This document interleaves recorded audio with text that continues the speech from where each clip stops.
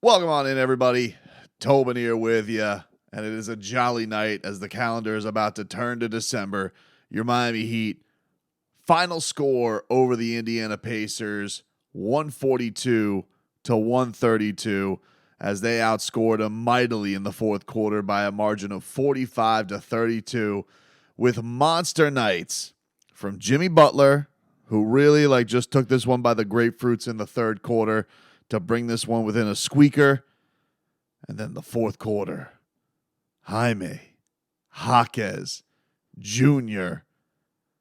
taking over. This kid has been an absolute marvel all season, and tonight puts up a career high 24 points.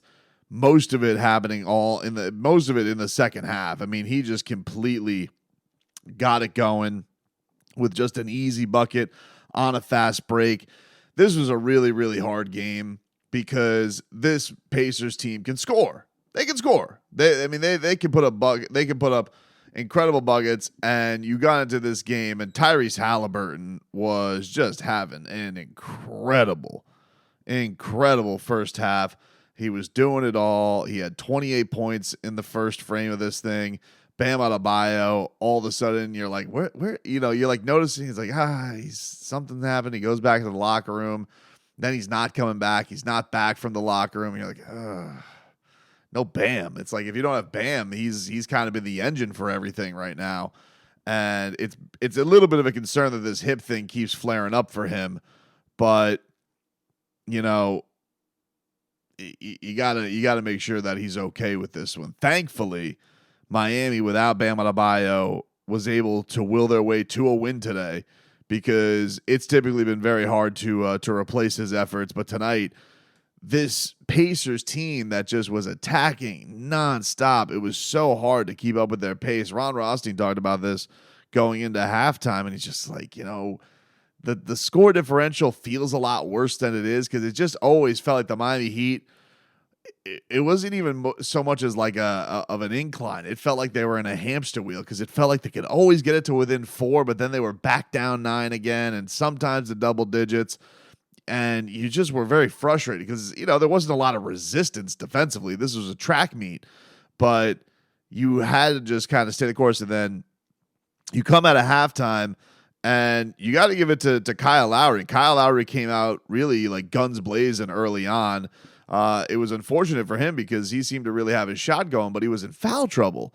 So, Low Dog has this great start to the third quarter, but he ends up getting into foul trouble, and the game needed a temperament change. And it was basically like Jimmy Butler said, all right, enough of the nonsense. I'm going to take this game like a boa constrictor. I am going to slow it the hell down. Everything is going to be old school. And that's the thing that I just love watching this guy play basketball, because he can, it seems, take the pace of a game whenever he damn well pleases, and just suck the life out of it. Because instead of these damn Indiana Pacers just getting off to a track meet and trying to make things fast and trying to make things out in the open, it's like, no, let's just change things up a little bit. Let's muck up the rhythm here. And it was just basically Jimmy Butler taking these dudes down in the paint where they didn't have a lot of resistance for him. He was taking on 2 Pacers. He was taking on 3 Pacers. And, they couldn't stop him without fouling. So he got this parade to the free throw line in the third quarter, ends up putting up 16 points in that frame. And, it's just the marvel that is Jimmy. Like, he just has such an incredible will, and he was flying around with energy, man. There was at one point near the end of the third, he flies in there for a rebound and just goes down the court, gets fouled. He's throwing everything that he's got. He's got that full energy going. And it was just, he's just got that classic switch, man. That's just impressive to see, because, you're in the early going of this, and, this is one of those teams where I think Miami did have to be smart, because it's like, you can't go balls to the wall defense on them for 4 quarters, because they're just going to let it rip too much. If a mistake happens, you're going to burn out. And it just felt like Miami took the right times to get themselves they were always within striking distance. It was never really a blowout, even though it felt that way, and it felt like, Indiana was putting up crazy numbers, and they were. You were right there with them. You were right there with them until Jimmy Butler decided we're gonna stop this now, and he finished it to the tune of 36 points tonight.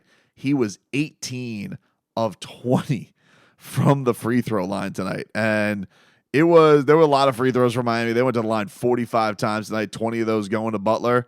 But it's not like Indiana didn't get any trips themselves. I mean, they went 32. Not a huge night from three from Miami. They only made 8 from downtown, but it was a super efficient night around the rim for both teams. And really what swung, I think, for Indiana was that 3-point game, because, you had just such a monster start for Halliburton, but they went ice cold in that fourth quarter. And the fourth quarter, that's Haim time. That's Haim time, dude. Jaime Jaquez. Because Jimmy, they were going to need somebody to step up here. Mind you, Kyle's in foul trouble. Bam's hurt. No Tyler. And Jimmy Butler just basically put the tank on E and is going to need to recharge his batteries for a little bit. And who do they go to? The man who models his game right after Jimmy Butler. And Jaime Jaquez Jr., he's just filthy. It's just like everything with him, it looks like it's done with just such beautiful touch. Like, he is a killer around that baseline. He always knows where to find those openings. He's beautiful around the basket. He has this incredible footwork that we continue to marvel at. So he has these turnaround jumpers in the paint, or he has these beautiful scoop and scores around the rim, or he just has crisp touch with his floaters off the glass. Like, it's just, he is so comfortable, and it's crazy because you're talking about a rookie, and it's like Spo not only trusts him in the fourth quarter, but it's like, let's not only trust him, but let's look to this dude and let's put the ball in his hands with Jimmy out of this thing, and let's see what happens. And lo and behold, his teammates are looking for him, and he ends up getting them the lead. Jay Rich gets him a nice look. They had a good symbiosis today, some good chemistry. And Kevin Love too, man. There was this one point, which was probably like the play of the game. He'd end up getting a rebound. Kevin Love hits it to Jay Rich, who then lobs it up to Jaime Jaquez Jr. for a monster dunk right near Bruce Brown's dome. And the Heat go up 14 at that point. It was really at that point you felt, this puppy's over. There was some dumbness that was there at the end for sure, with some stupid fouls, and you had a snail's crawl in that last minute and 30 seconds that was always kind of within 6, and then Duncan had Caleb had a dumb turnover, Caleb had a dumb foul, Duncan had a dumb foul, so you had to will it to the end, and there was some turnovers, but ultimately Miami took a game that you were going to be wondering, like, could Miami punch at this offensive pace? Could they continue to go out there and throw out enough offense to keep this going? And they did. And eventually, once Indiana went a little cold from downtown, they took this puppy over. And what you're seeing from Jaime Jaquez Jr. right now, because look, Jimmy was absolutely the best player tonight, especially for the whole game, and I think flipped the pace of this game. So we obviously, Jimmy is Jimmy, and it looked great, because you miss him there with those ankle injuries. You never know. They're a little squirrely, like, all right, what's Jimmy going to look like tonight? What are we going to get from him tonight? And for him to just go out there and take the game over when it was especially needed, because I think that, Jimmy probably likes the idea that Bam has become a little bit of the focal point, especially in this regular season. Like, it's a big burden to bear. And you go into this first half, I'm trying to get the first half box score here, where Jimmy had 12 points, 3 of 6. Like, it wasn't this monster ever from him, and it was just such a great job by him to take that game by the throat the way that he did. But it's hard not to be marveled at. It's not hard not to be marveling at the kid and what he's doing, because in this fourth quarter, he goes and he gives you 14 points of his 24. and everybody just seems to love the energy that he brings, and I think is quickly becoming a fan favorite. I saw that even old Lil Willie was trying to jump on the bandwagon today. He's like, and I'm like, ugh, dude, do me a favor, Bill. Just hit the bricks. I don't want you around our stuff. I don't want you around the Miami Heat. I don't want your mojo around this. Kindly take it elsewhere and go back to rooting for Peyton Pritchard, dude. I don't need you around here, all right? We all know you tuned in because your boy Halliburton was cooking, and it wasn't enough, though, was it, there in the second half? And now you're trying to say he tweets out, I can't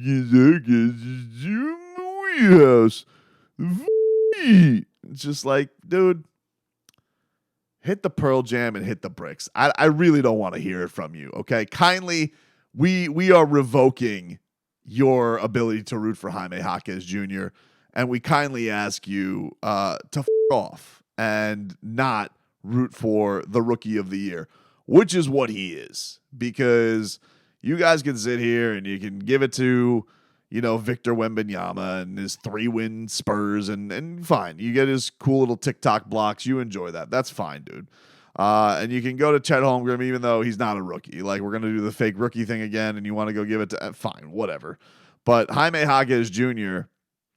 is sitting here, and he is an important piece. The best coach in the league trusts him in the fourth quarter every single night. His teammates are looking for him, and is contributing in a big time way. So you gotta love it. You gotta love what he's bringing to the table.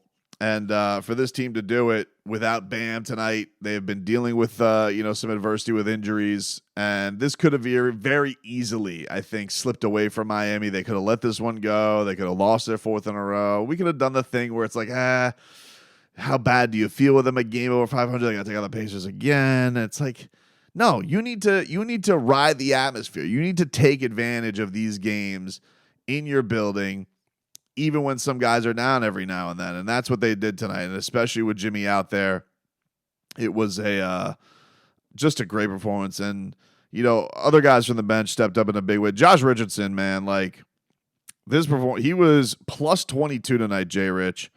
And, I'm an ass. Like, what can I say? I made my snarky little comments about him because I had my little Nikola Jovic tantrum, but this guy's been balling. You can't deny Jay Rich. He's fit right back in. Like he's back like he never left, but it is doing it perfectly within the margins of the game. Like it never feels like he's trying to take over or he's not in that role that he was when everybody was going nutty about him out of bounds. Even though he did have the late foul against Damian Lillard, but that foul was bullshit. He just fills in the cracks in the great way, man. And tonight, 19 points. He was 8 of 11. Like, just always seemed to be in these spots where, like, oh, there he is, back down on the break. Oh, there he is, hustling his ass off. Oh, there's Jay Rich once again, just bringing the energy, bringing the effort. So he's just been marvelous for Miami. We're once again seeing a Caleb Martin, even with some of the squirrely things he was doing at the end of that game. He's definitely getting his bounce and his confidence back. And then Duncan Robinson, like just casually strolling in today with 4 threes. So they really did get production all the way around. They needed it.